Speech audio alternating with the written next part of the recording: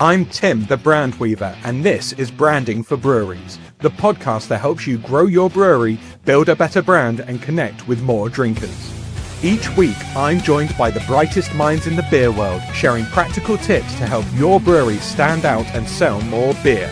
Let's get stuck in. What up, 24-hour party people? 'Tis I, Tim the Brand Weaver, and we're back with Branding for Breweries to educate you, blow your minds, and help your brewery do phenomenal things. And that is supported by the incredible Charles Fareham. So a massive shout out to those guys and girls doing a wondrous job at providing hops and everything else that you need to make your brewery awesome.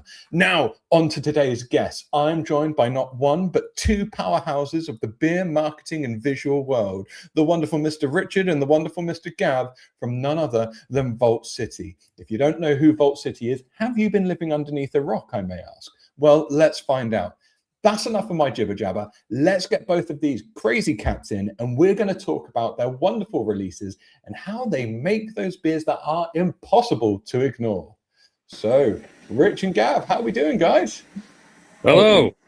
Hello. Is everyone feeling super funky fresh today? Yeah, funky fresh. Funky fresh. Thanks for having us, Tim.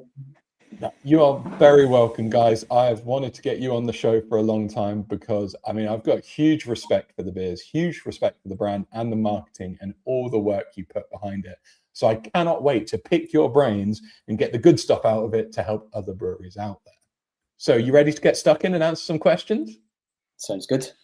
All right, lads. So Vault City, you've built beers around Valentine's Day, Christmases, sweets, great films, nostalgic releases. What to you makes a concept strong enough to let it hit the release schedule? I think first and foremost for us, the flavour has to work. Some people might consider certain beers that we brew to be gimmicky at times, but we'd never release something just for the sake of creating buzz online. So if we're confident the flavours can work, either from gut feel or benchtop trials, then we'll go for it. Our production team do an absolutely brilliant job at trying to bring these concepts to life. So we've got a lot of confidence and a lot of experience working with different fruits and adjuncts to make that happen. But yeah, we've tapped into lots of different seasonal, cultural, and nostalgic concepts in the UK and obviously in our international markets as well. We listen to our audience a lot to gauge if there's a market enough for it or enough relevance for the concept. And sometimes, even if neither of those things quite add up, it might just be all in the name of innovation. So how many people need to give it the thumbs up for you to go, okay, that's fair? Because you have released some wild and wacky flavors. Do you know, I think we trust a lot of the taste buds and the palate of the team. So there's probably one or two people that have kind of final say within Vault City, but generally I think like if we're looking at it and thinking that could work, or we're able to trial it and say that definitely works, it could be as few as one person backing the idea sometimes, I think, if it feels right. But as I say, always comes from a place of being a really good beer rather than just a concept that we want to do. Of course. And so where did the Vault City beer ideas come from? Like, what inspires you? What are some of the best ones that you think have worked really well, and what's brought them about? Yeah, that's probably one for you, Gav. What do you think? Sorry, I'm on mute. I'm actually in the brewery now, so if you hear any background noise, apologies. We're actually making lots of fun beer as we speak. Yeah, I think the new product development process, or MPD process we call it, can involve literally a group of us sitting around a table with some other breweries, beers, eating pizza and spitballing ideas. It can come from someone's travels and they've maybe tasted something amazing while they've been away. It can come from, like you said earlier, about cultural, seasonal festivities. There's no real rhyme or reason. I think it just has to be fun. That's the cornerstone of what we do. It just has to be fun, but fundamentally it has to taste great as well.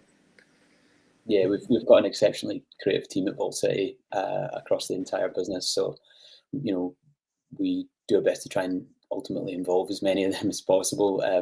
We listen to our customers a lot as well. We can kind of crowdsource a lot of really interesting thoughts and feedback and ideas.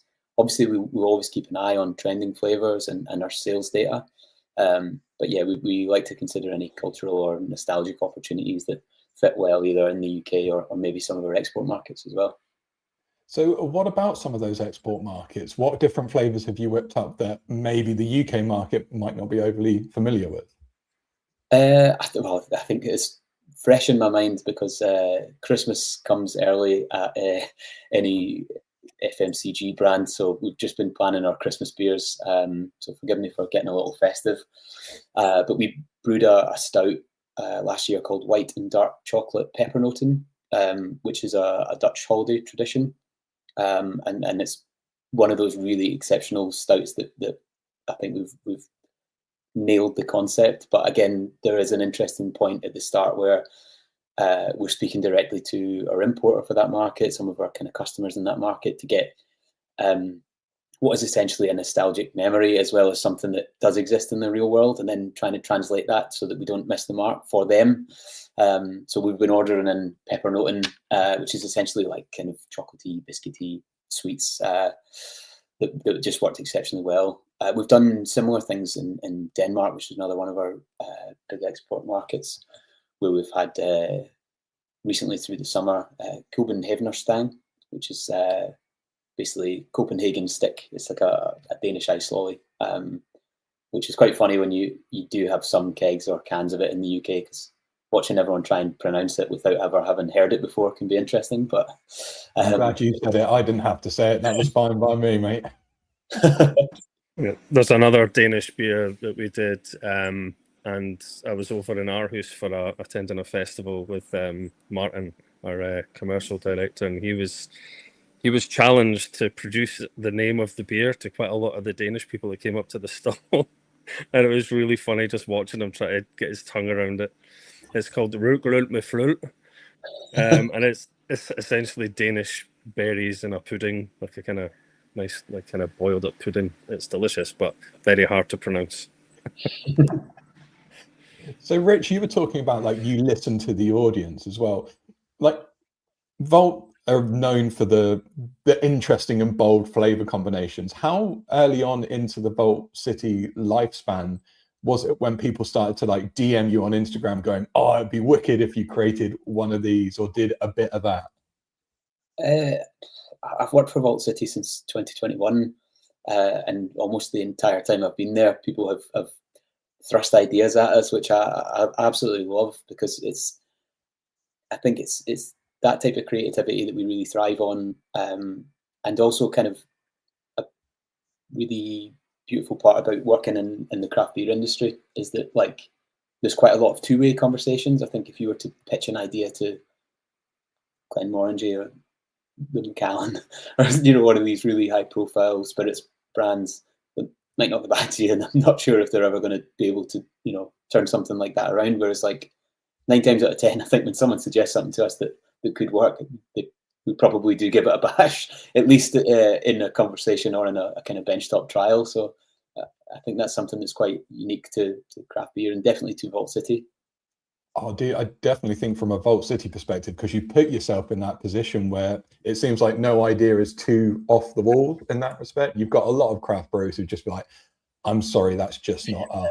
But you guys, you've just got this smorgasbord of routes you could take it. Yeah, absolutely. Okay. So ideas are coming out you left, right, and center. Gav, you say a pizza night might inspire it. You might get someone dropping you a DM. You might be like, okay, Christmas is coming. What cultural relevance do we need to tap into? But you found something. What does that release planning look like? Because it's not like you guys are just dropping this crazy beer and then running away again. There's so much work that you put into it. So what are the Vault City steps from we've got the beer, now we need to get it out there and make people know about it? I think setting our schedule out, like want our brewers to stab us or get really upset with us by just dropping beers in left, right, and centre because we had a crazy idea. We really want to retain those guys because they make the magic happen. So yeah, we try and set the schedule maybe 6 to 9 months in advance, a year preferably for a lot of beers. So a lot of what you'll see this year, we already kind of decided on last year, based on what hit, what we think would be really fun, what we'll elaborate on an idea that we had last year. For instance, we came back with a Marvelous Liquids plan again this year, and we made it even better and put more energy behind it. So yeah, 6 to 9 months thereabouts, and then there will always be gaps in the schedule for little curveballs that will come in, like a collab with a Danish exporter. There's always something comes up, but predominantly it's set in stone quite far in advance, so we can get our teeth into it. Okay, so you've got the 6 to 9 month runway in that case, but then when you've got the beer is in production, what I assume that's where both of your jobs really kick into gear, right? What's the process that you go through to build awareness and make sure it can't be ignored? I think for us, I mean, we've released around 80 individual beers this year so far. So we obviously have to plan very carefully which ones we want to put that extra resource and weight behind. And this is where like conceptual releases can really shine alongside collections or collaborations. Any of these things can create something for us as a team and our customers to kind of sink their teeth into, as Gav was saying there. Packaging is kind of another one of those ways where, like, when we look at something, we think, is there an opportunity for a specific release to help elevate this one? And that's something we've done a lot over the last couple of years. Creates a little bit more space for brand building and storytelling. This is an area I think that premium spirits categories have done exceptionally well in for a long time, and craft beer is starting to catch up on. And I think that's quite an especially important thing now, because generally consumers are cutting back a little bit in terms of overall spend, and certainly drinking more moderation, but they're still protecting that sort of selected moment of like joy, pleasure from a beer or a drink. It's fewer, but sometimes they're looking for something more distinctive. And that's where that packaging thing can maybe come into play as well. I guess the other element that you've mentioned earlier, Tim, was the online presence for Vault City and our kind of commitment to exceptional creative work. We can't outspend a lot of really big players in crafts and beyond. So creativity, being agile, that becomes like the kind of key approach for us as an independent brewery. And I want to touch on the photography in just a minute, but before we do, it would be remiss of me if we didn't talk a little bit more about the packaging side, because obviously you've got, Gav, you referenced the Marvelous Liquids piece, and that beautiful box that you've come up with. Obviously you're celebrating your birthday, and I've seen the birthday cake packaging that's come out there. What kind of impact are you seeing that extra bit of detail having on the market? What's the response been from it? It's been really positive. I think, when you're looking at 7 or 8, this year birthday beers, that can be quite a lot, to convince someone to make that kind of purchase all in one go. Easier if you're a Vault City super fan, someone that's sort of been with us a long time, very interested in the kind of the beers that we do. But if you're looking at using that almost as like a hook for new people, I would always argue our beer is kind of got an accessibility to it that does help, people bring people into the craft beer category. And I think having something that feels special is quite pertinent just now, especially for hooking someone that's new. So the Marvelous Liquids one looks like quite a complex package, but even from like the outer shipping box, the way that it's the wraparound box and it folds, it looks like a crate.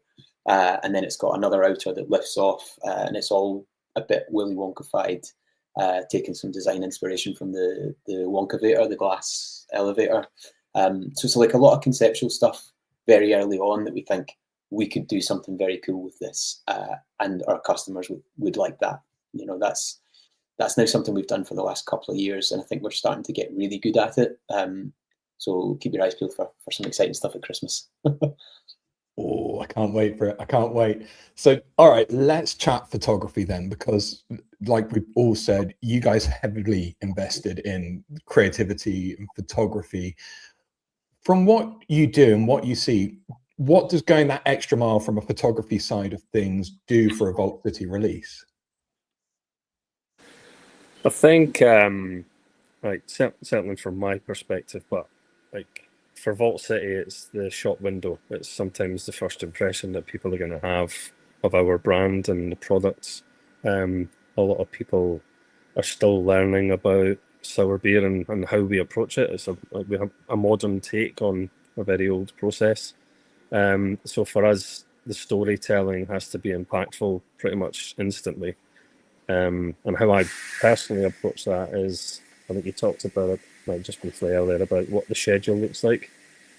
I will sometimes be approaching the imagery for instance, the Marvelous Liquids release, and then that's 1 week. The following week, I'm then doing something that's got pastries and cakes in it, and the next week I'm doing something that's got tropical fruit in it. My process is very adaptable, but the fundamentals of what I do are literally telling the story of the beer or the concept that is behind the beer. So Marvelous Liquids, we went very deep into the the Willy Wonka pipe work in his factory and bringing the beer to life and telling a bit of a story. I think for the viewer and the consumer, when they see that online, they see slime coming out of pipes and they see our beer with glitter and things.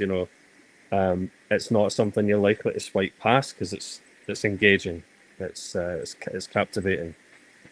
So yeah, my process is literally to create that captivation with an instant shot that is going to create that hook and claw the viewer in very quickly.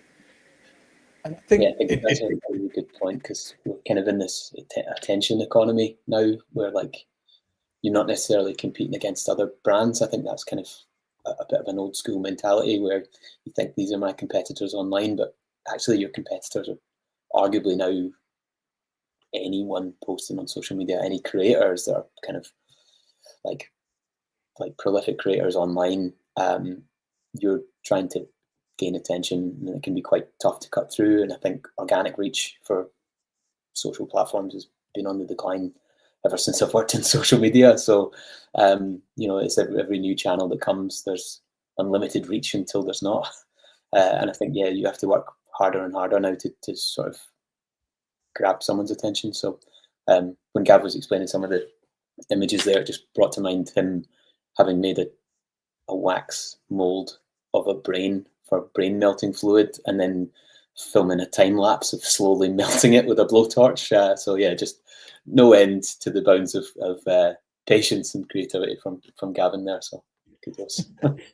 But it does the job, right? I know I've scrolled through Instagram several times and you always pause on a Vault City post because the juxtaposition is, someone's just whacked the can and a full glass on a tap room bench or a table or something. So there's such a bold statement from you guys and girls there versus your normal approach, I suppose, to craft brewery photography. Gav, talk to me about your process in terms of, like you say, you want to tell the story, you want to bring that beer to life, but what is the thought process? What kind of areas are you diving around? How do you come up with your ideas for a shot and a composition? Well, essentially, it starts with the flavors. It can be difficult, but more often than not, we can get a hold of the fruits and the flavors and the adjuncts that are in the beer. So I always start with that as a benchmark and kind of build from there. For instance, we'll go back to the Marvelous Liquids beers. Recently, we did one that had Sichuan pepper in it. I had to be very careful handling that stuff because I was going to burn my eyes out. But it was a very cool thing to do, to use an unusual ingredient and try and kind of be adaptable with it. So we had bags and bags of Sichuan pepper coming out of a pipe. So yeah, essentially I start with the ingredients, build from there. as a team, we come up with ideas based on the concept of the beer. So Marvelous Liquids will sit and talk about where we want to take it and how far we want to take it. Sometimes there's video involved. When we did our Christmas beers last year, we did a very cool series of videos, and that was a whole team effort, which was very cool. Got a bit cinematic. We even roped in Joe from sales. But yeah, from my perspective, it's always starts with the ingredients. I sometimes don't have the beer until the very last minute, so sometimes I've got to fabricate the beer for the images. So if it's a thick, fruity, pulpy, mango-looking beer, and the next beer is going to be kind of similar with regards to looks, I do have a library of cans that I'm kind of looking at right now. I have a library of cans that I can draw down on from previous releases, color, viscosity, carbonation, head retention, all that kind of stuff.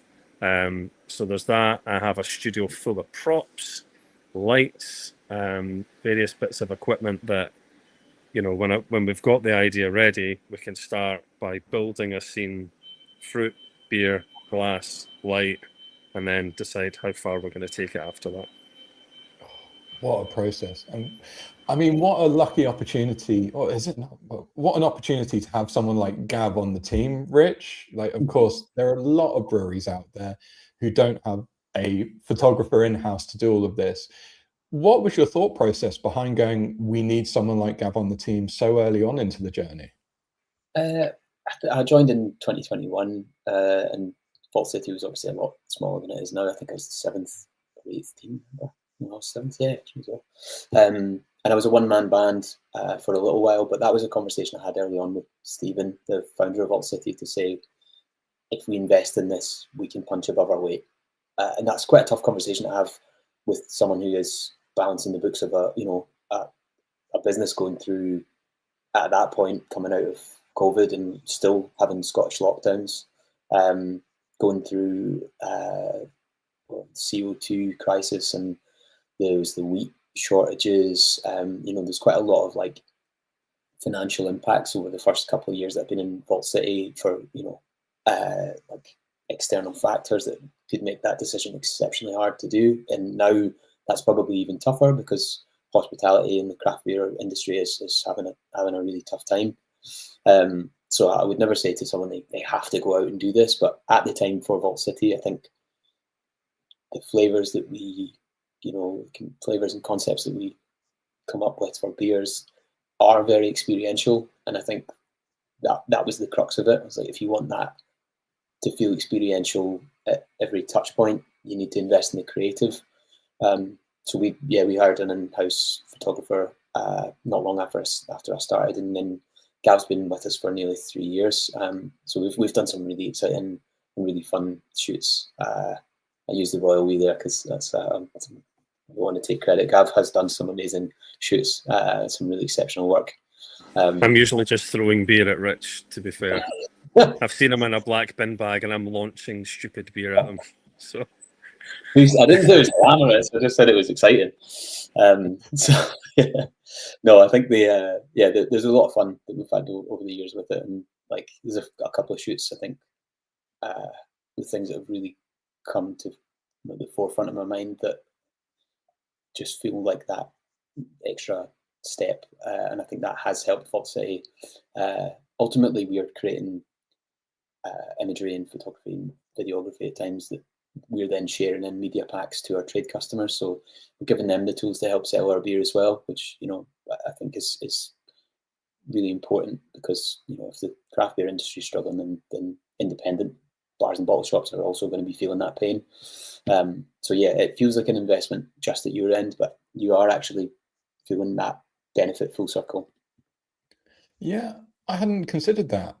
The idea that, you think, well, it's photography to help boost the brand internally, but all these wholesalers, all these trades, these external partners are probably receiving product shots, but they're going to be white background or a single color background. And then all of a sudden the Vault City deck lands in there and they're like, oh, amazing. They're going to drop it on a website and it does the heavy lifting for them.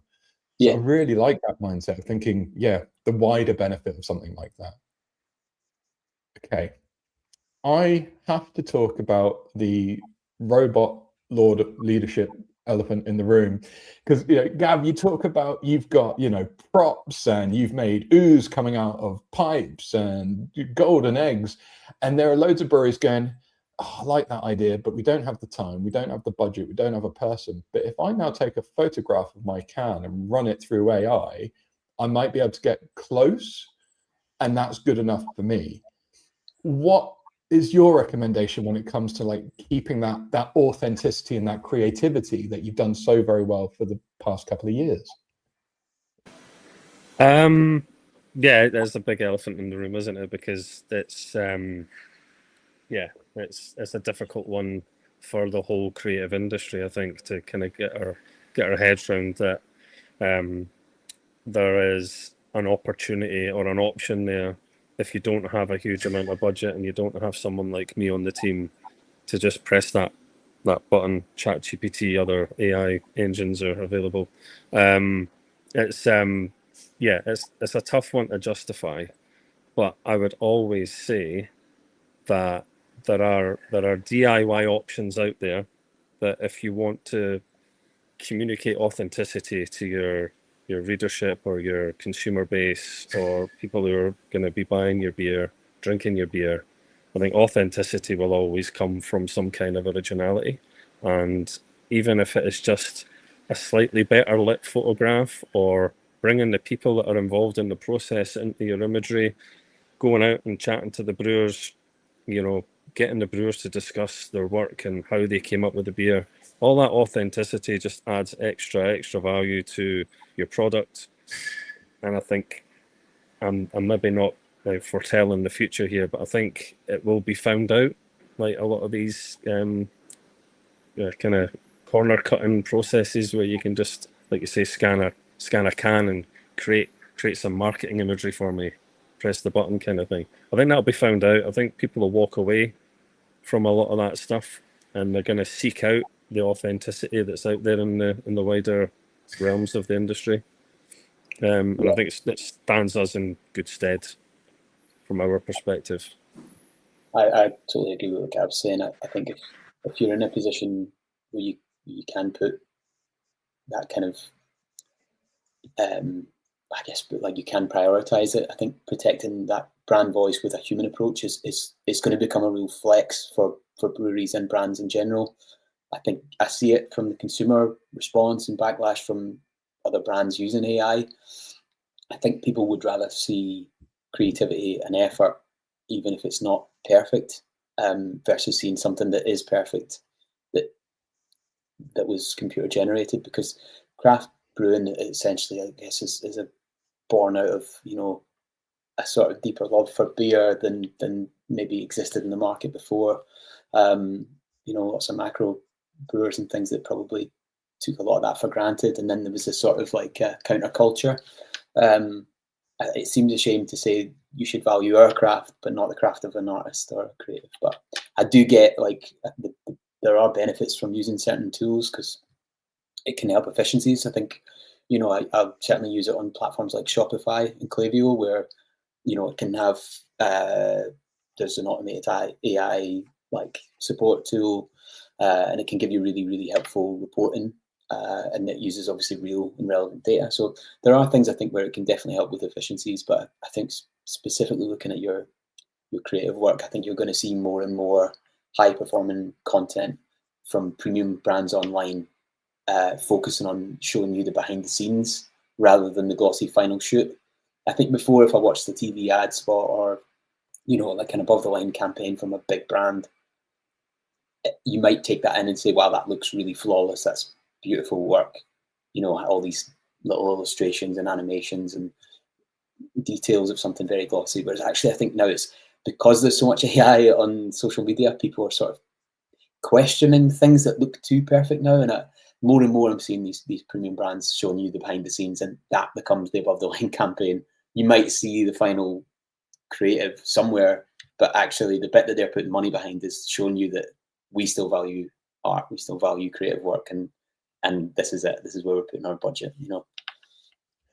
I've seen that obviously on your feed as well. You're keen at posting the behind the scenes and the messy bits and all. And I think it is that human element. You go, oh, there's a person behind this versus the computer overlord who's just generated it in 30 seconds. I agree. I think, like you say, everyone talks about, well, you've got to do behind the scenes chats with the brewer and how the beer was made and the process and what goes into it. But we kind of shortcut a lot of that for a quick fix creative right now, which just doesn't feel right. I really like the idea of actually breweries just giving it a go and it looking terrible, because at least they've owned it then. Like, sod it, just put a mango on top of a can. It's something, right? It might not be great, but at least it's honest. I think people are respecting it. I seen a viral post on social media the other day, and it was somebody saying, "Please bring back more of this." And it was, you ever see like a poster in a town hall, and it's got the word art font, and it's like, and I was like, well, someone still put it together, and it's not the same, AI posting that's doing the rounds at the moment. And I thought, if that's the type of thing that's going viral, then there is people yearn to see your effort. Like, I don't know, that's quite a nice response, I think, from consumers, from people online. So I swear I just saw Tim grimace at the word of word art. It's as a designer, I'm sorry, you're probably quite hurt by the idea of using that, but wouldn't you prefer them to use that rather than, potentially just churn out something that might be arguably better looking, but I don't know, like the same as everyone else? I don't know. Dude, I really want to work with a brewery who just wants to create can artwork in Microsoft Paint that just like go proper back to the old school spray can tool and just really shoddy things. Not Microsoft Word, Paint. Anyone out there, give me a shout. We'll make something magical. It'll be beautiful. So, Gav, if you're talking to brewery owners and they go, all right, I hear you. We're going to try and do it ourselves. We're going to buy the coconut. We're going to buy the mango. What hints and tips can you give them, knowing that they don't have the setup that you've got? They probably don't have the time as well. How can they make the best of the situation they find themselves in? Well, that is tricky, because there are a lot of variables when it comes down to like good photography. I say good loosely, because you kind of need a decent amount of light. If you don't have a studio set up, you could put your can and your glass of beer next to a nice bright window. If it's a cloudy day, even better, because it kind of softens and makes you, you've got diffuse light at that point. Always shoot up towards the product, so you've got kind of that hero element going on. If you're using a phone instead of a camera, try and put it in pro mode. That way the camera's not doing all the heavy lifting for you. You can adjust the lighting settings and create a bit of a mood or an atmosphere. Or drop me a message and I'll send you some hints and tips. I don't mind doing that either. I've helped a lot of photographers and businesses over the years start out. I'm all about paying it forward. And I don't mind some extra messages in my DMs. It's absolutely fine. So there's an offer to your listeners. If they want some advice on product photography, give me a shout. But yeah, there are many tools out there. YouTube's your friend. How to light a product. It takes 10 minutes to learn the basics. It's not too difficult. However, like, you can't replace 15 years of experience, which is what I have. So don't try and you're not going to create a masterpiece for your first attempt. But like Rich was saying, it's okay to fail a little bit, because it just makes it look honest. But yeah, there are simple ways to light the product and set it up. Put if it's got mango in it, put a mango in the photo, but like stick it on the top of the can. It's great. An honest attempt at something. And so yeah. Gav, we'll put your details in the show notes so you can get bombarded by our Instagram DMs from everyone going, yeah, but how would you do that? Absolutely fine. Right. So let me try and recap what we talked about. And Richard and Gav, I want you to fill in the gaps and make it even better if I've forgotten something. So brewery wants to come up with a wicked idea. They're looking at cultural elements. They're listening to their audience. They find something that feels right and works for them. They've given it 6 to 9 months worth of runway, so you're not going to scare any brewers when it drops. You're then looking at the story behind it from not only what the can says, but you're looking at the packaging as well.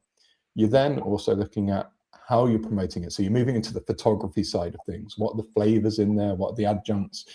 And you're doing that authentically. You're doing it with proper props. You're doing it in some kind of studio, or at least you're sticking it by a window on a cloudy day so it looks half decent. But it's okay if you get a little bit of thumb in there, because that's authentic.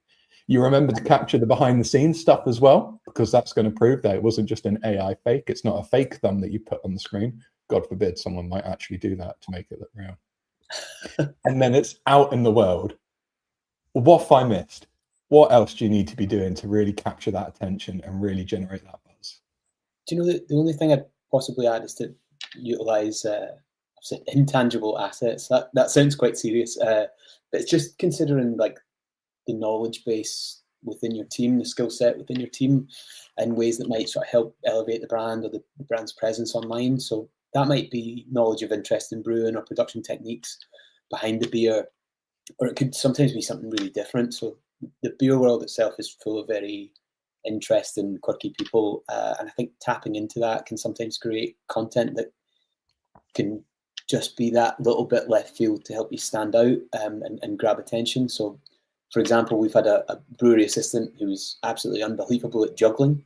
So we had him juggling some cans. Our lead brewer, Jonah, moonlighted as a magician in his early career. So we've actually recently done a bit of a fun collab involving some of his pals. Gav was a chef, so he's got a fantastic palate for flavour combinations and understanding a lot of how that can translate. Angus, our head of production, is a dab hand with a 3D printer. He's made some very unique props, including a Vault City can light that I wonder if I still have it. God, I don't know where it is now, but we've used that in loads of things, and also some practical tools as well, not just silly props for videos. But we've also got a number of ex-musical theatre students and enthusiasts that are excellent on camera. So I think sometimes it's just considering that someone who's a very knowledgeable brewer is amazing, and you should definitely tap into that. But you'd be surprised when you do a little bit of digging within the team how many weird and wonderful talents they might have that honestly can translate to something that does help your content and your beer stand out. Social media is essentially about entertainment, so it sometimes could start with a fun, entertaining idea and have the beer feel secondary to it.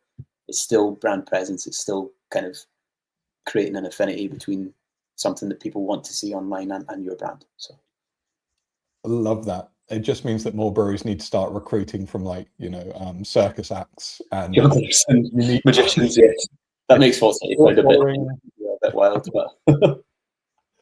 Guys, this has been an incredible conversation, and there's so much in there that I'm hoping a lot of breweries can take from it. It would be foolish of me not to ask what Vault City has got coming up, though. So what's on the cards and where can people check it out? Christmas is coming. For us, it comes a little bit earlier. We've got some really fun, exciting Christmas concepts that are coming around about the end of October. I know that doesn't sound very Christmassy, but coming up, we are also playing about with edible glitter. And in the very near future, we've got a 4-beer release collab that is bake-off themed. So we've got Evil Twin, Asvex, Uchu, and Samata all on board for it. So some really big UK and international brewery collabs as part of it. And it's exactly what Vault City is all about, something that's got a bit of a fun concept behind it. So Gav has just been putting together a gingham table set up today, and he's also, if he takes his hat off, he'll show you how much he looks a bit like Paul Hollywood from the side. So we'll be doing some bake-off impressions. Yeah, I'm not giving you a handshake. Yeah, I'm going to leave this chat and then go and muck about with some cakes and puddings and a lot of fruit and some gingham, and that's just an average day in the life at Vault City. Love it. And I hope more breweries do more of it as well, guys. A huge thank you for joining me today. Everyone who's tuned in, wherever you're tuning in from, bless you all. If you're listening in the future as well, it's Tim from the past. Thanking you very much for listening to this episode. Stay tuned for more incredible guests at Branding for Breweries, because we have loads coming up, people. Until next time, Rich, Gab, thanks again. Everyone else, rock on. That's a wrap on this week's episode of Branding for Breweries. If you got something great from it, hit follow, like and subscribe on your favorite streaming app. Or even better, leave a review, share it with your brewery pals, or get in touch, because I want to chat to you. Rock on!